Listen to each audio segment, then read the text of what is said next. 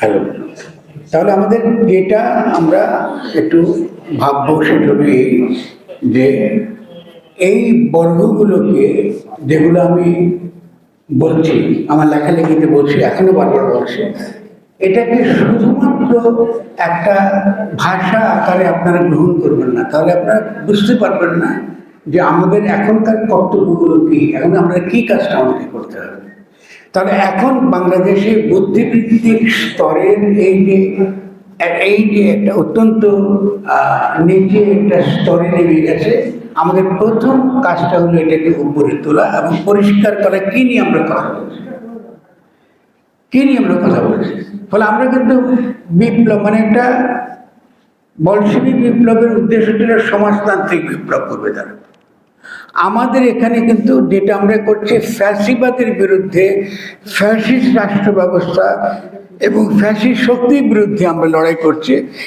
আমাদের যে অভ্যুত্থানটা, এই অভ্যুত্থানের লক্ষ্য হচ্ছে ব্যক্তির মর্যাদা প্রতিষ্ঠা এবং ব্যক্তির অধিকার প্রতিষ্ঠা। ব্যক্তির অধিকার এবং ব্যক্তির মর্যাদা। কারণটা কেন? কারণ ফ্যাসিজম আমাদেরকে ব্যক্তির মর্যাদা এবং ব্যক্তির অধিকার হরণ করে। ফলে ফ্যাসিবাদের বিরুদ্ধে লড়াইয়ের প্রধান যে দাবিটা বাংলাদেশের কনটেক্সটে, সেটা হলো এই, আমরা ব্যক্তির অধিকার এবং ব্যক্তির মর্যাদা আমরা ফিরে আনতে চাই। ঠিক আছে, এটা খুব গুরুত্বপূর্ণ বুঝতে পারে ওটা। এই জন্য এটা যখন বিপ্লব বলে আমরা বিভ্রান্ত হয়ে যাই, অনেকে মনে করে বাপরে বাপ, বিপ্লব মানে একটা সহিংস কায়দায় একটা অস্ত্র শস্ত্র নিয়ে লাফিয়ে আমরা সেই বিপ্লবটা করতে যাচ্ছি। এই ধারণাটা থাকার পরে গণ অভ্যুত্থানের সঙ্গে রাজনীতি এবং আইনের সম্পর্ক আমরা বুঝি না। যেমন ধরুন, যদি আপনাকে প্রশ্ন করি, গণ অভ্যুত্থানটা কি আইন মেনে হয়েছে? আইন মেনেছে? আইন মেনে সে হয়নি। যদি আইন মেনে না হয়, তাকে আবার আইনের মধ্যে ঢুকবার দরকারটা কি? তাহলে গণ অভ্যুত্থান যখনই আইনকে ভাঙে, তার মানে পুরনো ব্যবস্থাকে সে ভেঙে ফেলেছে অলরেডি। সে পুরনো ব্যবস্থা তার উপর চাপিয়ে দেবার তার কোনো দরকার নেই। তাহলে কি করতে পারত? তাহলে পুরনো ব্যবস্থাকে সরিয়ে দিয়ে নতুন করে গঠন করতে পারতাম আমরা রাষ্ট্রটাকে। দেখুন, শব্দটা কিন্তু কি? গঠন। বিপ্লব গঠন। কারণ বিপ্লব শুনলে মনে ভাঙা ভাঙে, হইচই, মারপিট, নৈরাজ্য, বিশৃঙ্খলা, আমরা তা বলছি না একবারও। আমার বইয়ের নামও কিন্তু গণ অভ্যুত্থান ও গঠন। এই জন্যই সতর্কভাবে এই শব্দটাকে আমরা কি করেছি, আমরা এড়িয়ে গিয়েছি। কারণ বাংলাদেশে জনগণ যখন সামষ্টিকভাবে তাদের অধিকার যারা হরণ করে, তাদের বিরুদ্ধে যখন লড়াই করে, সে তার মতন করে বিভিন্ন অস্ত্র শস্ত্র নিয়ে আসতেই পারে, মানে ইট কি লাঠি একটু আনতে পারে। কিন্তু এই সশস্ত্রতা, রাষ্ট্রের সশস্ত্রতার তুলনায় এটা কিছুই নয়। অনেক দেশে ৭১ কিন্তু আমরা অস্ত্র নিয়ে যুদ্ধ করেছি, মানে স্বাধীনতা যুদ্ধ করতে হচ্ছে সশস্ত্র সংগ্রামের মধ্য দিয়ে। আর গণ অভ্যুত্থানে সশস্ত্রতা থাকে, এটা বলবার কোনো কারণ নেই যেখানে সশস্ত্রতা থাকে না, কিন্তু সেটা এমন স্তরে থাকে যে এটাকে আমরা ঠিক বিশাল একটা সশস্ত্র বাহিনী, প্রশিক্ষিত রাষ্ট্রের এই প্রশিক্ষিত পুলিশের বিরুদ্ধে লড়াই করছে না, এরকম এটা থাকে না। ফলে গণ অভ্যুত্থান চরিত্রের দিক থেকে সশস্ত্র যুদ্ধের বিপরীত। আপনারা যারা ৬০ দশকে বামপন্থী আন্দোলন করেছেন, তারা দেখবেন আমাদের কাছে কিন্তু এই দুইটা পার্থক্যটা পরিষ্কার ছিল। আমরা বলতাম সামরিক লাইন আর গণ লাইন, এই পার্থক্য করতাম। গণ লাইনটা হলো জনগণের মধ্যে থেকে আন্দোলন করা, জনগণের মধ্যে থাকা। আর সামরিক লাইন কথার মানে হলো যে, যেমন জাসদের একটা সামরিক লাইন ছিল, সর্বদা পার্টির সামরিক লাইন ছিল আমাদের, ঠিক আছে না, আব্দুল হক সাহেবের একটা সামরিক লাইন ছিল। মানে সশস্ত্র যুদ্ধের মাধ্যমে জনগণের মুক্তি আদায় করা, সশস্ত্র যুদ্ধকে গণসংগ্রামে পরিণত করা এবং জনগণকে সঙ্গে নিয়ে তখন এই তাদের যে পর্যায়ে নিপীড়ন হচ্ছে, শোষণ হচ্ছে, সেখান থেকে জনগণকে মুক্তি দেওয়া। ফলে আমরা কিন্তু সম্পূর্ণ ভিন্ন কথা বলছি। কারণ আমাদের সমাজে পাহাড় পর্বত নাই, আমাদের এমন কোনো দেশ নাই যেখান থেকে দীর্ঘ একটা সশস্ত্র সংগ্রাম পরিচালিত হতে পারে। ফলে এই দেশে নতুন রাষ্ট্র গঠনের প্রকল্প সবসময় গণ অভ্যুত্থান কেন্দ্রিক হবে, আগামী দিনও তাই হবে। তা আগামী দিনের কি হবে সেই প্রসঙ্গে আমি একটু যাবো, তার প্রশ্নের মধ্যে যাবো আমরা, কারণ আমি বিশেষ প্রশ্নটা তুলতে চাই আজকে, যে আগামী দিনে আমরা যদি এভাবে বলি, আমরা এখন কোন পর্যায়ে রয়েছি? একটা সাংবিধানিক প্রতি বিপ্লবের স্তরে রয়েছে। একটা গণ অভ্যুত্থান হয়েছিল একটা গণতান্ত্রিক রূপান্তরের, ঠিক আছে? এখন আপনি বিপ্লব ব্যবহার করতে পারেন, পলিটিক্যাল রূপান্তরের, রাজনৈতিক রূপান্তরের একটা সম্ভাবনা সৃষ্টি হয়েছে। এটাকে অনেক সময় বুর্জোয়া গণতান্ত্রিক বিপ্লব বলা, গণতান্ত্রিক বিপ্লব, সমাজতান্ত্রিক না। তাহলে একটা বুর্জোয়া গণতান্ত্রিক বিপ্লবের একটা সম্ভাবনা তৈরি হয়েছিল। এটা কি হয়েছে? এটাকে সাংবিধানিক প্রতি বিপ্লবের দ্বারা এটাকে নস্যাৎ করে ফেলা হয়েছে। তাহলে আমরা কি করবো? এই প্রতি বিপ্লবের সন্ধিক্ষণে আমরা কি করে আগামী দিনের কাজগুলো করব? সেই কাজগুলো করতে হলে আমাদেরকে কি করতে হবে? আমাদের প্রথম কাজটা করতে হবে যে প্রথমত এই যে আমরা এই বর্গনীয় কথাগুলো বলছি, আমাদের চিন্তাটাকে পরিষ্কার এবং পরিচ্ছন্ন করতে হবে। প্রথম কাজ এটা আমরা কি করে বুঝলাম? এটা গণ অভ্যুত্থানের ব্যর্থতা থেকে বুঝলাম যে আমাদের আগামী দিনের যদি আমরা নতুনভাবে নিজেদেরকে গঠন করতে চাই, তাহলে আমাদের সবচেয়ে বড় বাধা হচ্ছে আমাদের বুদ্ধিবৃত্তিক অজ্ঞতা, এবং আমরা জনগণকে যথেষ্ট পরিমাণ সচেতন করতে পারিনি। এই আলোকে আমরা ভাব বৈঠকে, চিন্তা পাঠচক্র এবং গণ অভ্যুত্থান সুরক্ষা মঞ্চ, আমরা বিভিন্ন জায়গায় সমাজের বুদ্ধিজীবী শ্রেণী যারা চিন্তা করতে সক্ষম এবং যারা আগামী দিনের রাজনীতিতে যারা গুরুত্বপূর্ণ ভূমিকা রাখবেন, আমরা তাদের কাছে যাচ্ছি, তাদের কাছে কথা বলছি, এবং আমরা ধীরে ধীরে একটা গণগাঠনিক শক্তি হিসেবে নিজেদেরকে আমরা একটা ভিত্তি আমরা তৈরি করে আমরা চেষ্টা করি। তাহলে প্রথম কাজ হচ্ছে আমাদের বুদ্ধিবৃত্তিক বিকাশ। এখন বুদ্ধিবৃত্তিক বিকাশটা এত গুরুত্বপূর্ণ কেন, সেটা আমরা এখন প্রথমত বুঝতে হবে। যদি আমরা বুদ্ধিবৃত্তিক বিকাশের দিকে আমরা যেতে চাই, তাহলে আমাদেরকে একটা উদাহরণ আকারে আমরা যে কোনো দেশ নিতে পারি। ফরাসি দেশের উদাহরণটা আমরা নেই এই কারণে, ফরাসি দেশে কিছু তর্ক হয়েছে, বুদ্ধিবৃত্তিক তর্ক হয়েছে। ফরাসি বিপ্লবকে আমরা কপি করাটা কথা বলতে, বুদ্ধিবৃত্তিক কিছু তর্ক হয়েছে যেটা খুবই খুবই খুবই গুরুত্বপূর্ণ। কারণ সেই তর্কটা পরবর্তীকালে রাজনীতির আলোচনায়, পর্যালোচনায় একটা সুদূর প্রসারী দীর্ঘস্থায়ী প্রভাব ফেলেছে এবং তর্ক বিতর্ক হয়েছে। এই তর্ক বিতর্কের যিনি প্রধান পুরুষ, আমি খুব অনুরোধ করবো যদি আপনার তার কোনো গ্রন্থ পান, একটা গুরুত্বপূর্ণ গ্রন্থ আছে what is the third state, ফরাসি বিপ্লবে, ইম্যানুয়েল সিয়েস। এটা আমি খুব বলবো আপনাদেরকে একটু পড়তে, যারা প্র্যাকটিক্যাল রাজনীতি করতে চাইবেন আগামী দিনে। কেমন হোয়াট ইজ দ্য থার্ড স্টেটের যে কি বক্তব্য ছিল? থার্ড স্টেট মানে ওই সে আমলে ফরাসি দেশে রাজতন্ত্র ছিল, সামন্ততন্ত্র ছিল। তারা একদিকে ছিল গির্জা এবং পুরোহিত বর্গ, এর হলো একটা স্টেট, রাজা এবং তার মন্ত্রী পরিষদ, এলিটরা, অভিজাতরা, তাদের একটা স্টেট, স্টেট, এই দুটা। আর থার্ড স্টেট হলো জনগণ, খেটে খাওয়া মানুষ, শ্রমিক, কৃষক, মেহনতি মানুষ, এর হলো থার্ড স্টেট। তখন সিএস ব্যাখ্যা করছে what is the third state, এটা কি, এরা কি এই যে রাষ্ট্র ব্যবস্থা আছে, এই রাষ্ট্র ব্যবস্থায় তারা কি উত্তর দিচ্ছেন? নাথিং, তাদের নাম হলো না। এবার তুলনা করেন, কেন আমি এটা পড়তে বলছি, সরাসরি উদাহরণ দিচ্ছি।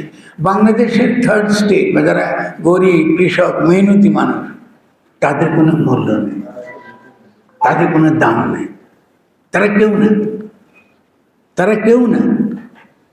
এমনকি যারা এই গণ অভ্যুত্থানের নেতৃত্ব দিচ্ছেন, তারাও কিন্তু পেটি বুর্জোয়া শ্রেণী, মধ্যবিত্ত শ্রেণী, গরিব মানুষ না তারা। এবং শেষ আর্গু করছেন অথচ সমাজের ভিত্তি হলো এই গরিব মানুষগুলো, থার্ড স্টেজ, যারা জমি চাষ করে, উৎপাদন করে, কারখানায় কাজ করে, এরা যদি না থাকতো তো রাষ্ট্রই তো টিকতো না।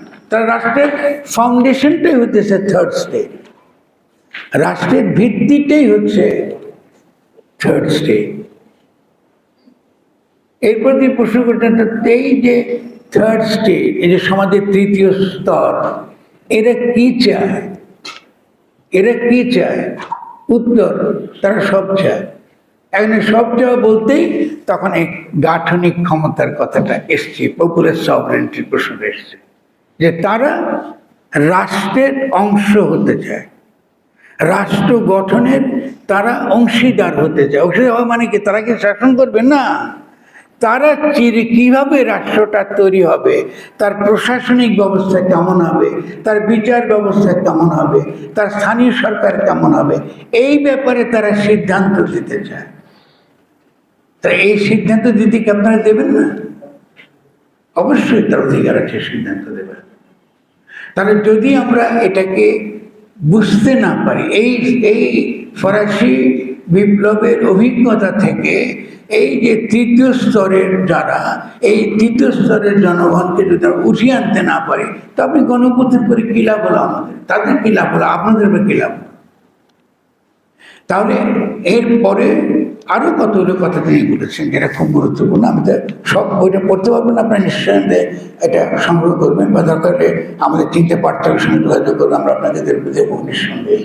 সেটা হবে এরকম যে তিনি যেটা বলছেন সেটা যে নেশন, এই নেশন বলতে তিনি অধিকাংশ ক্ষেত্রে এই গরিব মেহনতি মানুষকে বুঝিয়েছেন। Nation exist prior to the state, মানে রাষ্ট্রের আগে কিন্তু জনগণ হাজির থাকে, জনগণই বাস্তব, রাষ্ট্র কিন্তু বাস্তব না। সে অর্থে জনগণই হাজির থাকে, ফলে জনগণের অভিপ্রায় রাষ্ট্র, এই জনগণের সামষ্টিক ইচ্ছাটাই রাষ্ট্র। এই জনগণের এই সামষ্টিক ইচ্ছা জনগণ কি করে প্রতিষ্ঠিত করে? খুব সহজ, সে একটা গঠনতান্ত্রিক প্রক্রিয়ায় প্রবেশ করে এবং একটা নতুন গঠনতন্ত্র প্রণয়নের ব্যবস্থা করে।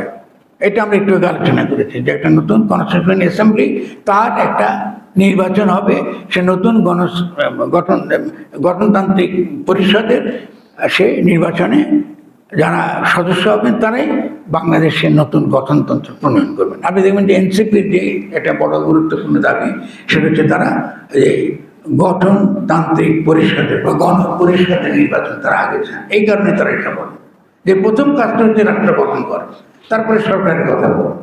আর তার বিপরীত রাজনীতি হচ্ছে বলে যে না, গঠন কথা বলা যাবে না, আমাদের এখানে নির্বাচন করো, আর আমরা লুটিয়া মাফিয়া শ্রেণীর আবার আগামী 50 বছরের জন্য তোমাদেরকে লুটপাট চলে যাবে। এই পার্থক্য না। তা সেই জন্যে আমরা মনে করি যে ওই what is the third state, ওইটা খুব গুরুত্বপূর্ণ। এখন ফরাসি দেশের জায়গায় কি আমরা থাকবো? এটাই কি আমাদের ফরাসি দেশের স্বপ্নটা নিতে হবে আমাদেরকে? আমি দেখলাম যে আমাদের এক বন্ধু আমাকে সমাধান করেছে যে ফরাসি দেশকে নকল করতে হবে কিনা।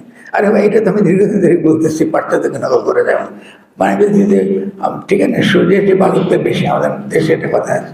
এগুলো তো আমি বলে আসছি দীর্ঘকাল যে আপনি পাশ্চাত্যকে আপনি নকল করতে পারবেন, পাশ্চাত্যকে আপনি অনুকরণ করতে পারবেন না। কিন্তু এখন যখন আপনি ট্রান্সফরমেশনের এই পর্যায়ে আছেন, তখন আপনার প্রধান কাজটা হচ্ছে যেটা সমাজের অন্যান্য এলিট শ্রেণী এবং আন্তর্জাতিকভাবে আপনার যুক্তিটাকে হাজির করবার জন্য সঠিকভাবে লজিক্যাল তারা যেন মনে করে, তার জন্যই আপনাকে অবশ্যই প্রথাগত যে তর্কটা আছে, প্রথাগত যে তর্কটা আন্তর্জাতিকভাবে প্রতিষ্ঠিত, সেই তর্কের মধ্যে আপনাকে প্রবেশ করতে হবে।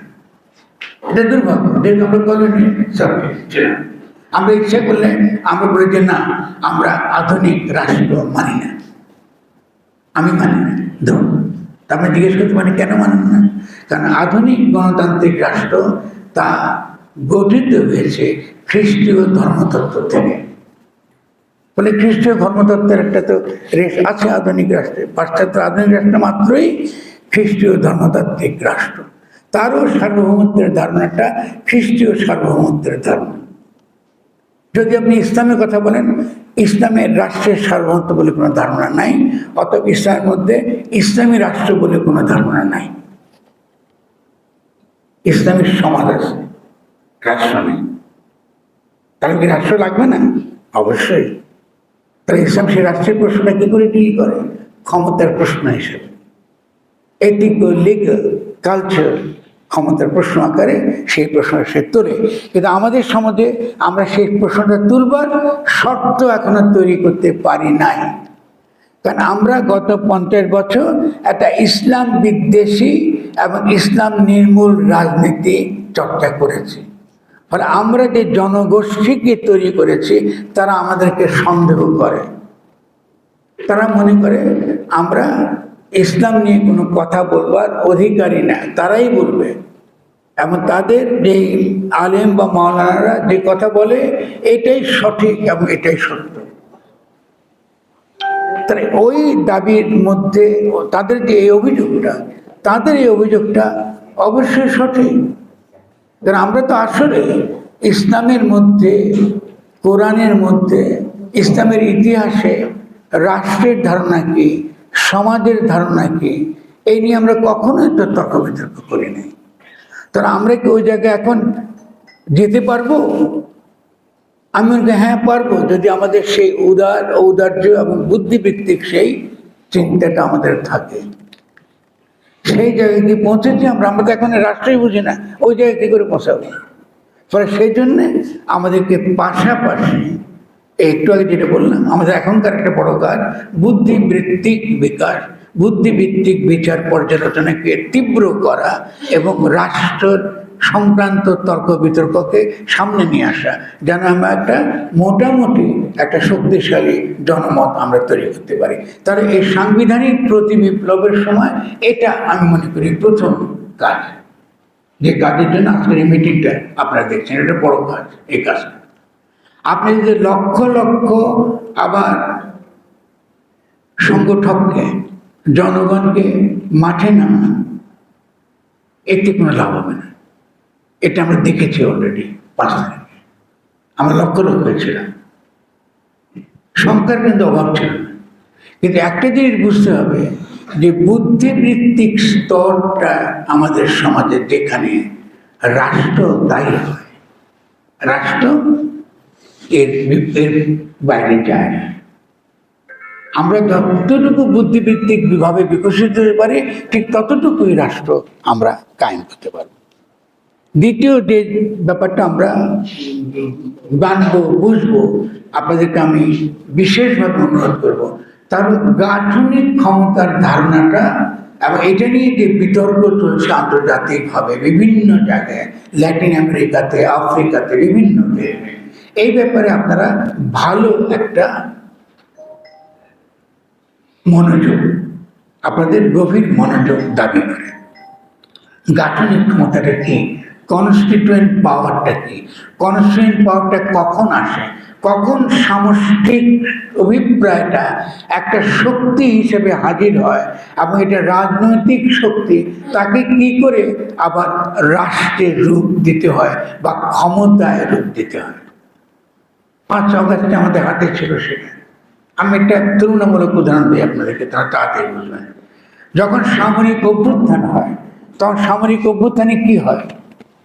সামরিক বাহিনী বলে যে আজ থেকে সংবিধান স্থগিত, সংবিধান স্থগিত, আর কি ফরমান দিয়ে দেশ চলবে। দেখুন, সামরিক বাহিনী যখন অভ্যুত্থান করে তখন ফরমান দিয়ে দেশ চালানো যায়, কিন্তু গণ অভ্যুত্থান যখন হয় তখন এই সকল পান্ডা, যেগুলা লুটেরা, মাফিয়া শ্রেণীর দালাল, এরা কি বলে? এরা বলে ফরমান দিয়ে দেশ চালাতে পারবে না।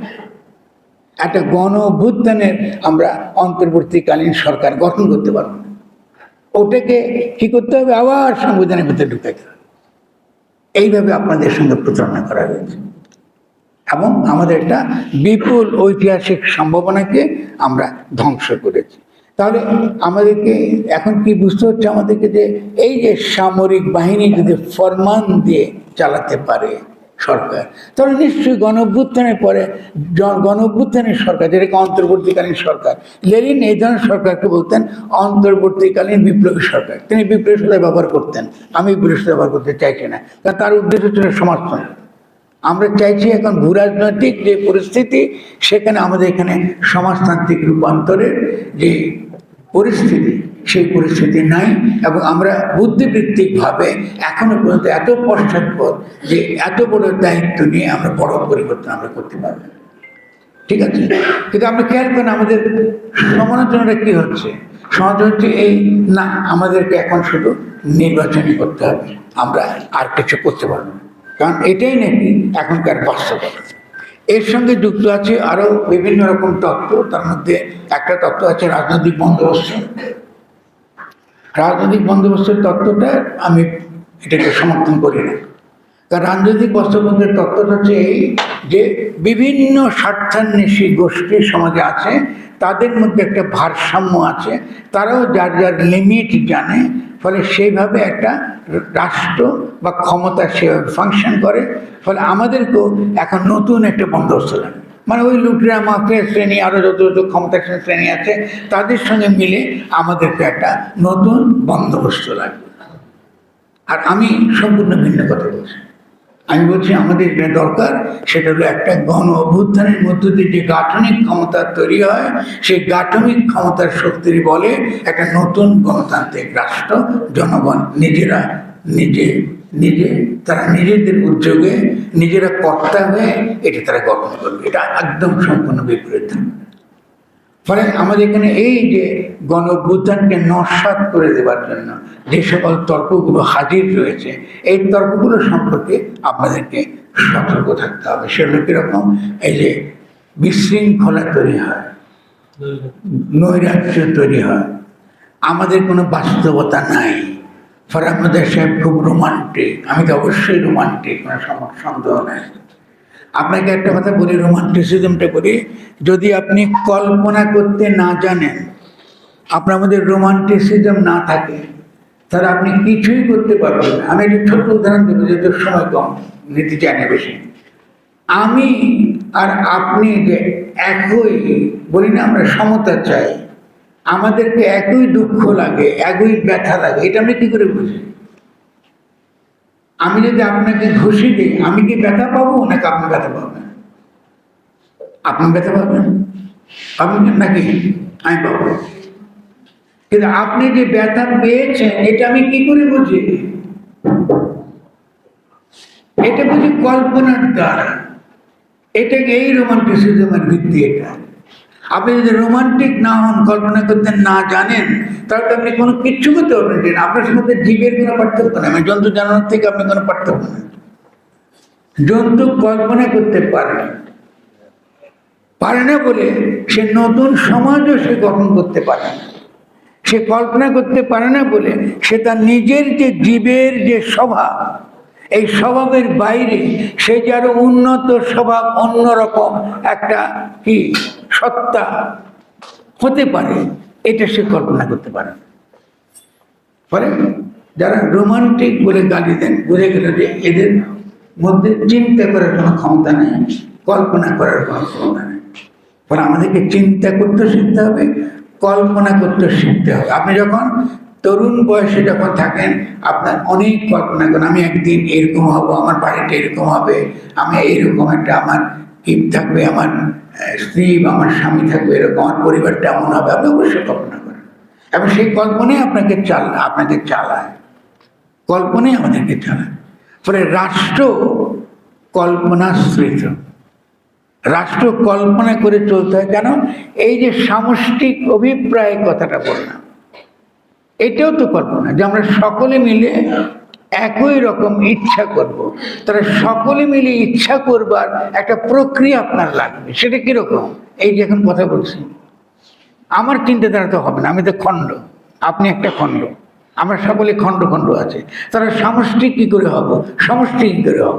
কথা বললে হবে, কথার দ্বারা। এই জন্য অ্যারিস্টটল বলেছেন, মনে আছে, যে মানুষ হচ্ছে কি পলিটিক্যাল অ্যানিমাল। মানুষ হলো একটা রাজনৈতিক প্রাণী। তো মানুষ রাজনৈতিক প্রাণী কেন? অ্যারিস্টটলের উত্তর হচ্ছে প্রাণী কেন? কারণ মানুষ কথা বলে। আমি আপনার সঙ্গে কথা বলতে পারি এবং কথা বলার মধ্য দিয়ে আমি এবং আপনি আমরা এক হতে পারি, আমরা সমষ্টি হতে পারি। তাহলে রাজনৈতিক রূপান্তরের জন্যে যে সামষ্টিক অভিপ্রায়ের কথা বলা হয়, এটা নির্ভর করে এই কাউন্সিলিং, পরামর্শ সভা, গঠনতান্ত্রিক সভা মধ্য দিয়ে। এটা একটা ঠিক তেমনি একটা গঠনতান্ত্রিক সভা।